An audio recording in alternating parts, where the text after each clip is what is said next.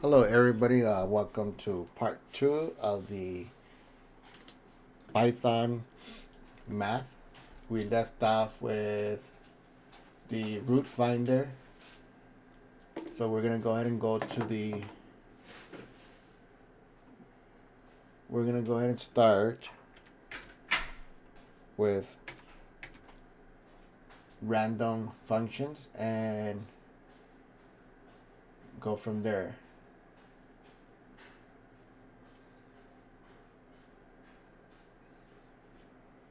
So we're going to go ahead and put both two of these together. We're going to put the random function and randrange function. Okay, these two functions from the random library generate random numbers. Okay, random gives you a random float between 0 and 1, while randrange gives you a random integer between the start and stop argument. So for these, you have to use the import of random. Okay.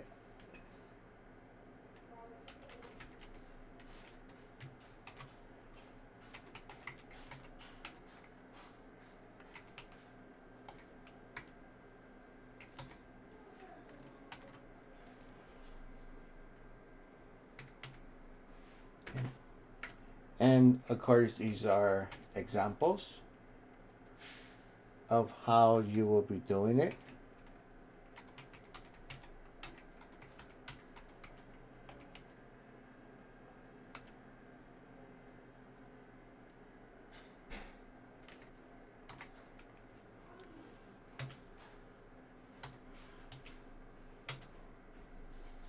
Okay, so safety tip for this, always remember to import the random library and know that randrange can throw a error if the range is empty.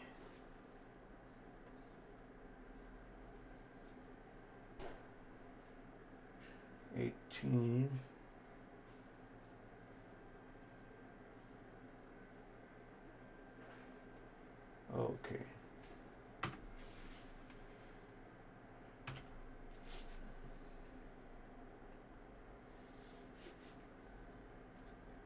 Okay, so for this example right here, as you can see, it gave me a 0.2867, so on and so on.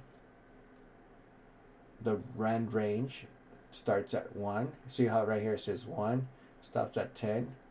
It gave me the 8. What it means is it's gonna throw a random every single time that you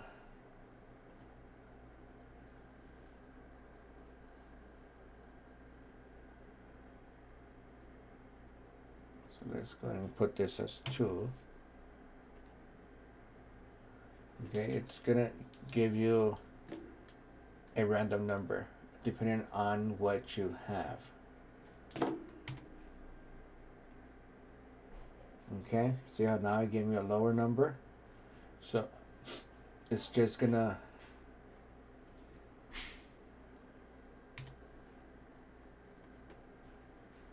go on and go on.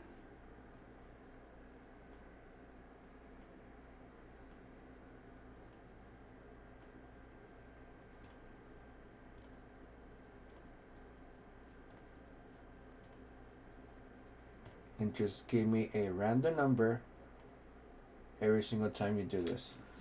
Okay, so that's what the randrange is from start to stop. And of course this one is on its own.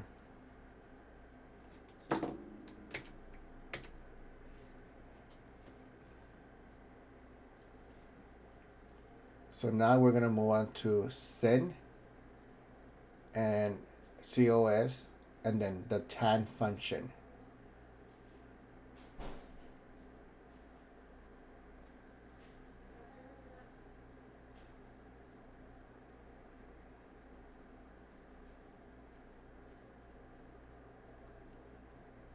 when you're doing the sin, because it's a math, you're gonna have to import math.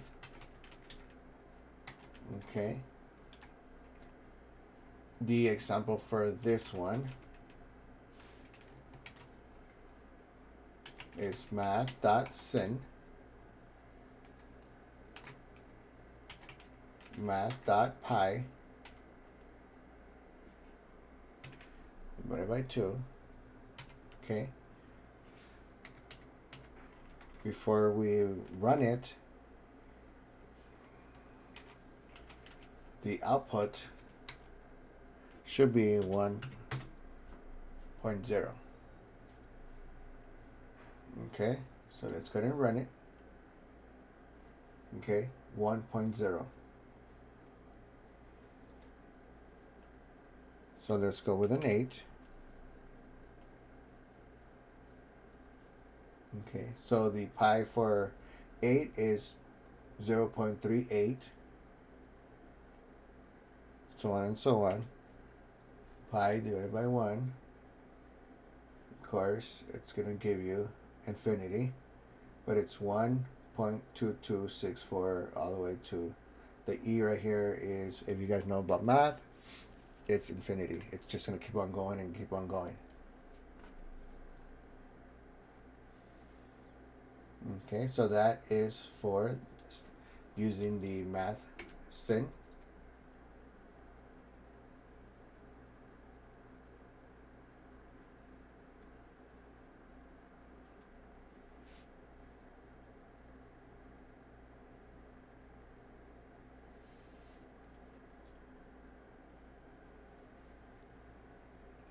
Give me 1 minute. Okay, so what we're gonna do right now is we're gonna create a program that calculates the absolute difference between two numbers. Okay, so we're gonna do a program that finds the highest and lowest numbers in a list. Okay, we're gonna implement a function that takes a number and returns its square root. So I'm gonna go ahead and do mine real quick, and we're gonna get back to the other ones and shortly.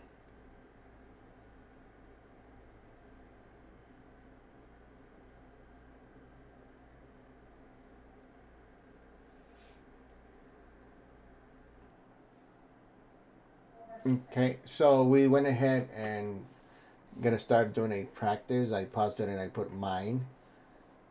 What we want to do is do the absolute difference between two numbers. Okay, so what I did was I created a program to find out the absolute difference between two numbers, and then it's gonna find the highest or lowest number in the list, and we're gonna implement a function that takes a number and returns its square root.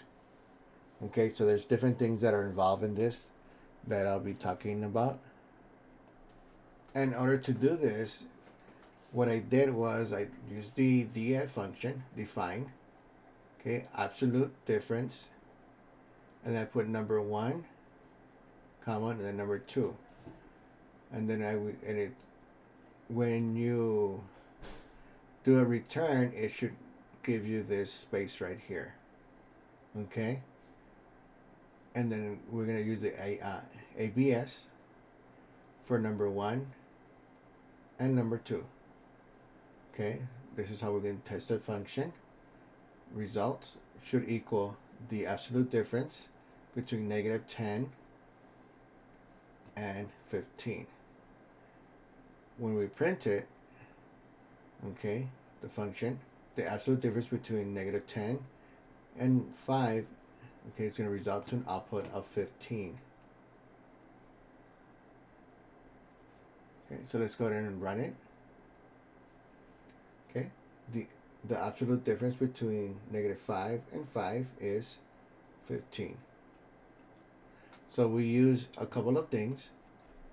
Okay, we use the absolute difference, the ABS.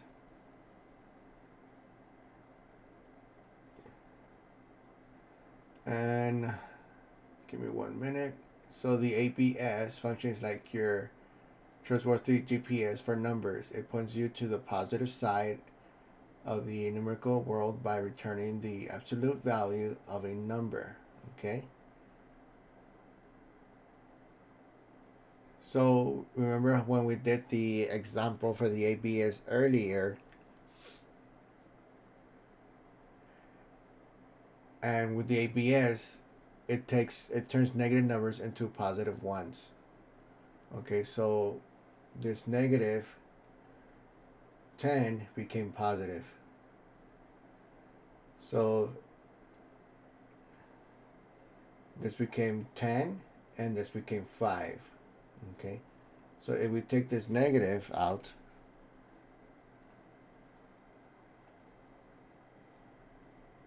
and becomes a positive, now there's a big difference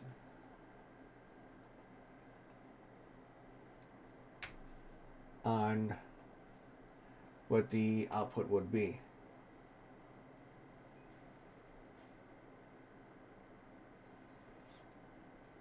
So when you're doing the absolute difference, make sure that if you're gonna use a negative number, you make sure that it's actually gonna be a true negative that you're trying to use. Because even if you put up knowingly that it's gonna become a positive by using the ABS function, it's still gonna give you a different answer. So just keep that in mind.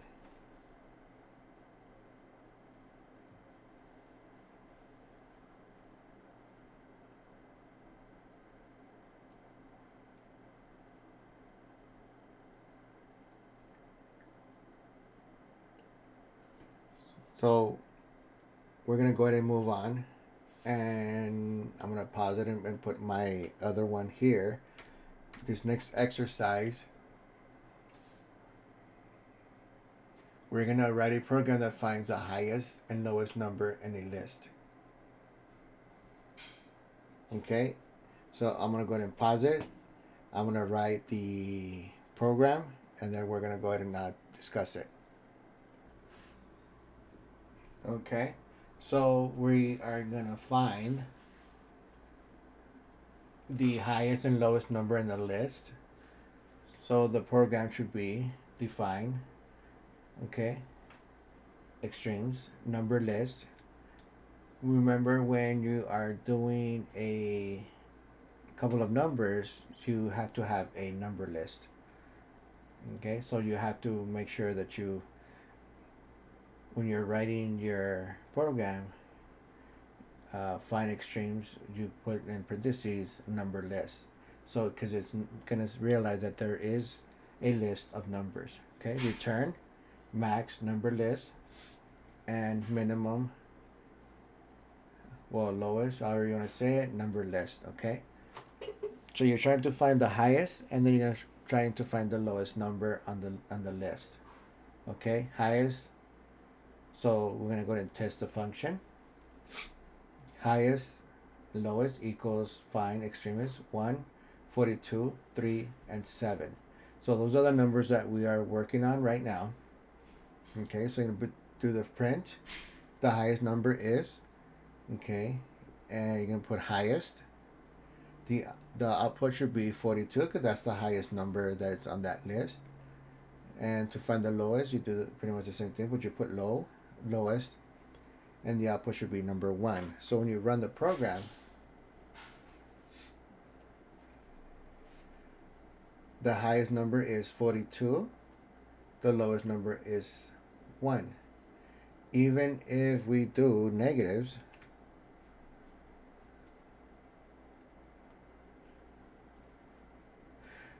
it's going to give you the lowest number as a negative.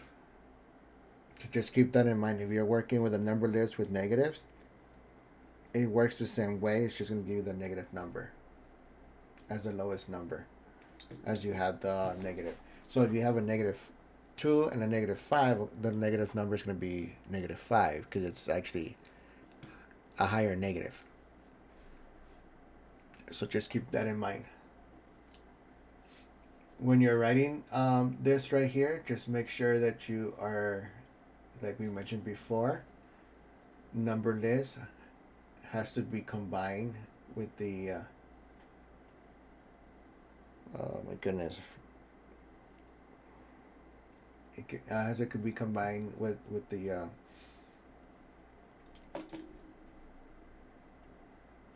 with something. I lost my train of thought there. Okay.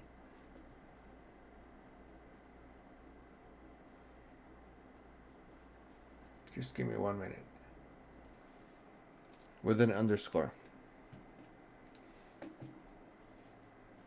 We cannot have open spaces here on these number lists, find extremes when you're dealing with these kinds of lists. And so we're gonna go ahead and end it here, and we're gonna continue on, on the next lesson with some more exercise so you guys can get familiar with what I'm talking about and kind of get a general idea of how Python works best for you. And we'll be getting a little bit more into detail on more stuff.